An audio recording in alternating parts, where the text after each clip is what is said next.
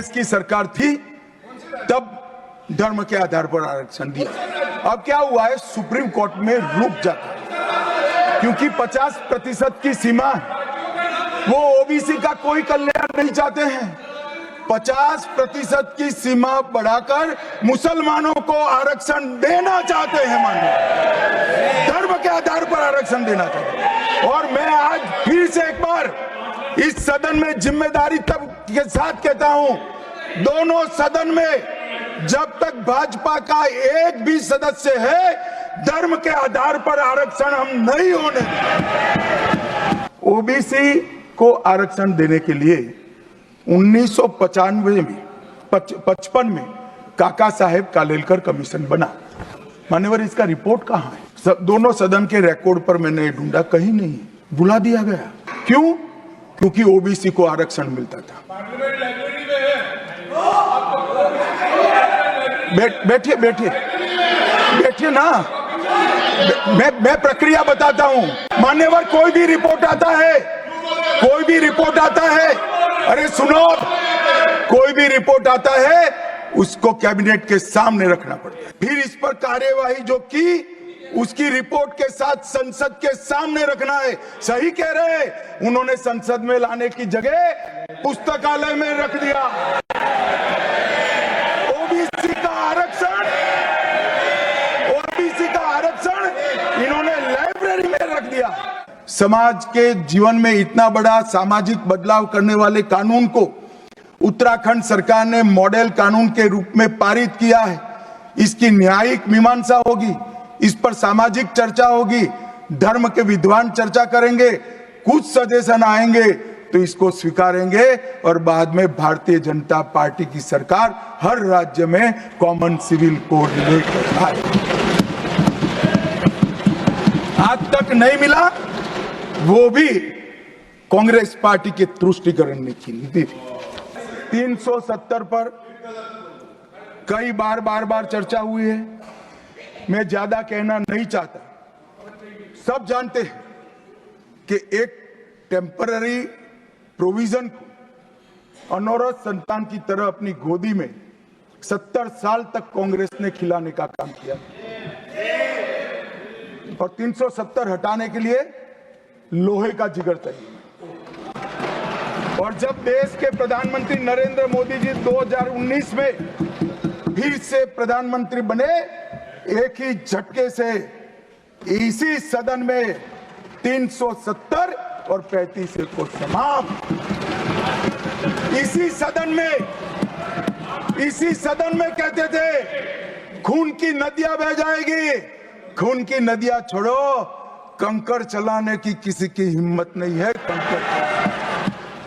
मान्यवर, मैं आज आपको बात कहने आया हूं। अभी मैंने कुछ समय में मोहब्बत की दुकान के बहुत नारे सुने। मोहब्बत की दुकान देश के हर गांव में खोलने की महत्वाकांक्षा वाले लोग भी बहुत भाषण उनके मैंने सुने हैं।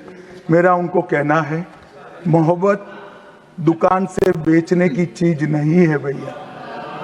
मोहब्बत प्रचार की चीज नहीं है।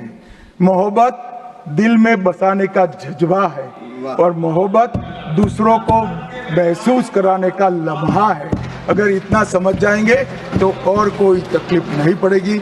मान्यवर, सावरकर जी के सामने जो वीर लगा है ना, वो कोई सरकार, कोई पॉलिटिकल पार्टी की चुनी हुई सरकार ने नहीं दिया है। इसके सामने वीर, उनकी वीरता के कारण 140 करोड़ लोगों ने। मान्यवर, आज सावरकर जी की एक उक्ति में यहाँ पर कहना चाहता हूँ। उनका एक मराठी में वाक्य है, तुझ साठी मरण ते जनन, तुझ बिन जनन ते मरण। इसके आगे है, हे मातृभूमि, तेरे लिए मरण मृत्यु ही जीवन है और तेरे बिना जीवन मेरे लिए मृत्यु से भी कठिन। ये देशभक्ति के वाक्य जिस व्यक्ति के मुंह से निकले, इसके लिए इस प्रकार की सदन में चर्चा करते हैं, सार्वजनिक रूप से बोलते हैं और गर्व महसूस करते हैं। क्या देशभक्ति कोई विचारधारा के साथ जुड़ी हो सकती है? हमारे एक सम्मानीय सदस्य ने कहा कि चर्चा का स्तर कितना नीचा हो गया है कि यहाँ चित्रों की चर्चा हो रही है। मान्यवर, अगर संदेश लेना नहीं आता तो संविधान का भी कोई उपयोग नहीं। ये सारे जो चित्र लगाए हैं वो हमारे हजारों साल से चलने वाले हमारे राष्ट्र के जीवन को उद्घोषित करने वाले, और कोई ये न समझे कि हमारा संविधान दुनिया के संविधानों की नकल है। हाँ, हमने हर संविधान का अभ्यास जरूर किया है, क्योंकि हमारे यहाँ तो ऋग्वेद में कहा गया हर कोने से हमें अच्छाई प्राप्त हो, शुभ विचार प्राप्त हो, और शुभ विचार को स्वीकारने के लिए मेरा मन खुला हो। हमारे संविधान की रचना के बाद डॉक्टर आंबेडकर ने बहुत सोच समझकर एक वाक्य किया था। मैं आंबेडकर जी के वाक्य को सदन के सामने प्रस्तुत करना चाहता हूं। कोट, कोई संविधान कितना भी अच्छा हो वह बुरा बन सकता है अगर जिन लोग पर उसको चलाने की जिम्मेदारी है वो अच्छे न हो। उसी तरह से कोई भी संविधान कितना भी बुरा हो वो अच्छा साबित हो सकता है अगर उससे चलाने वालों की भूमिका सकारात्मक और अच्छी हो। अभी कुछ राजनेता आए हैं, 54 साल की आयु में अपने आप को युवा कहते हैं और घूमते रहते हैं, संविधान बदल देंगे, संविधान बदल देंगे, संविधान बदल देंगे।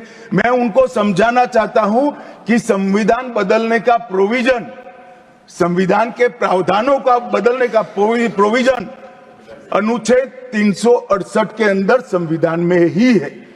और मैं आज फिर से एक बार कहना चाहता हूं, थोड़ा ज्ञानवर्धन भी हो जाए किसी का। भाजपा ने 16 साल राज किया, माननीय 6 साल अटल जी ने किया, 10 साल मोदी जी ने किया, और 5 साल और मोदी जी करेंगे। एक प्रकार से 16 साल हमने शासन किया। 16 साल में हमने 22 बार संविधान बदला, संविधान के अंदर परिवर्तन की, और कांग्रेस ने 55 साल करा, और 55 साल में 77 परिवर्तन कांग्रेस ने भी किए, कांग्रेस के शासन में भी हुए। पहला संशोधन हुआ 18 जून 1951 में। संविधान सभा ने ही ये संशोधन करना पड़ा, क्योंकि संविधान बनाने के बाद, संविधान स्वीकारने के बाद आम चुनाव में जाने तक का भी धैर्य कांग्रेस पार्टी में नहीं था। अभी लोकसभा नहीं बनी थी, अभी राज्यसभा नहीं बनी थी, और संशोधन लेकर आए। अब उसका उद्देश्य क्या था? 19A जोड़ा गया। 19A जोड़ा गया, वो किस लिए जोड़ा गया?